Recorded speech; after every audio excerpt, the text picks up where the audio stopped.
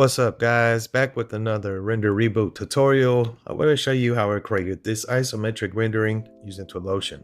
Let's get right to the video.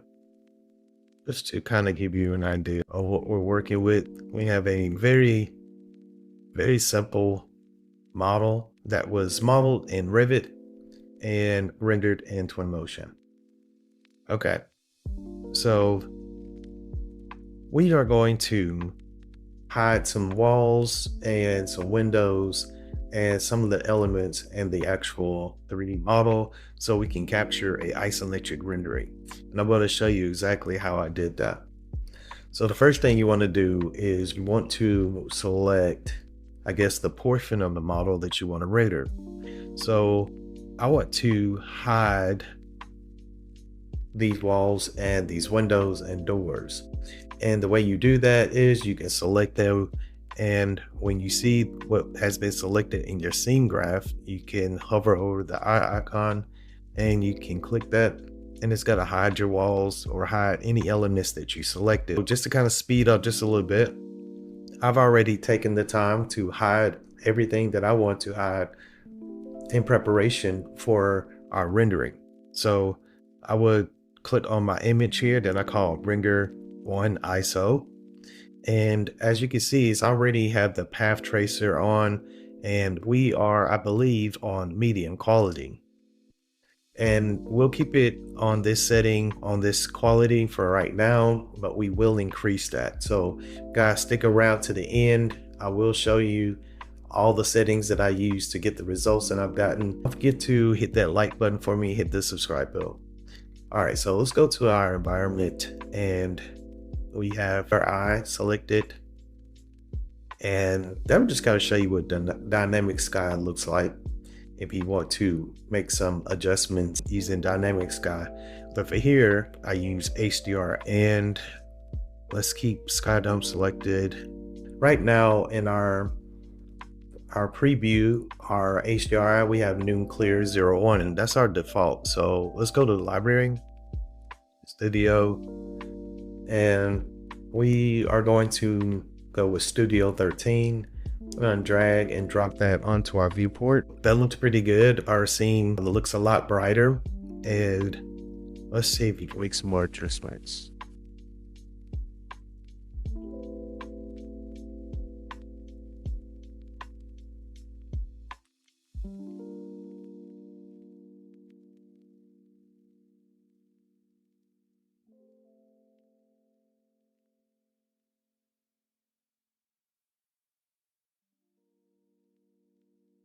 Okay, so let's look at our camera settings and see what we can do here to make some adjustments. So we have our exposure, we have auto exposure checked, and you can uncheck that and make your adjustments with more control, or we can have auto exposure checked and a little bit of help or a little bit of assistance. So right now we have exposure at 1.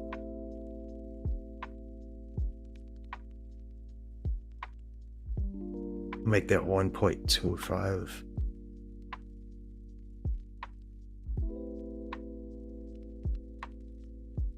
So we're gonna go with 5900K on the white balance. If it's a little bit of a cooler image. If you're curious, I can show you what it looks like if we were to increase that. So you have more of a warmer feel. We're going to stick with E700. For our local exposure, let's enable that. And as you can see, what happened is that our image looks muted now. That's because highlights and our shadows, we need to increase that.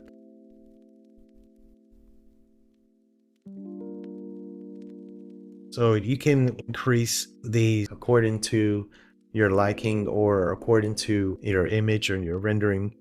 So here, I can crank these both up. Let's go to composition overlay, and let's line our rendering up a little bit.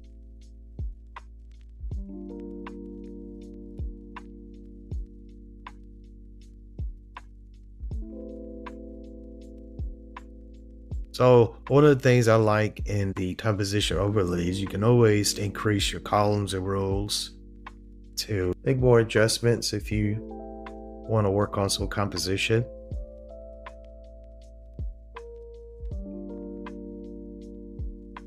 And do some very interesting things if you choose to. But we already got our composition and everything lined up the way I like it. So let's keep it the way it is. And let's go to, before we go, let's go ahead and go to render and put the select high to enhance the quality of our path tracing. So I want to increase my samples per pixel a lot higher. Let me do 2048 and change our max bounce 30.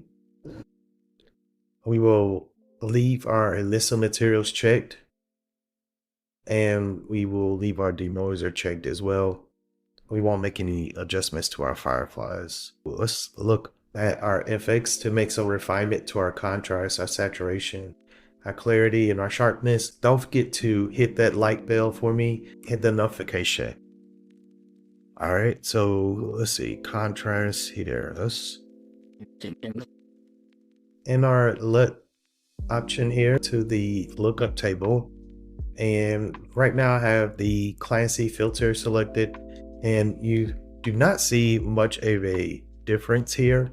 That's because our intensity is set to 0%. So you can increase that all the way, and or you can do less.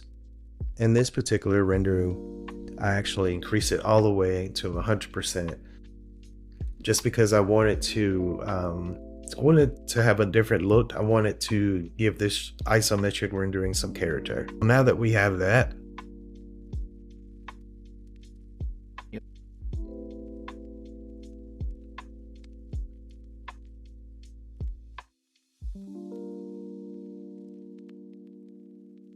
other details, hit tile rendering.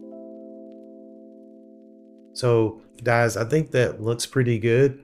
And if you are looking to understand more renderings using Revit and Twinmotion, don't forget to hit that like button for me and hit the notification bell. I hope you learned something today, and we'll be back with another one.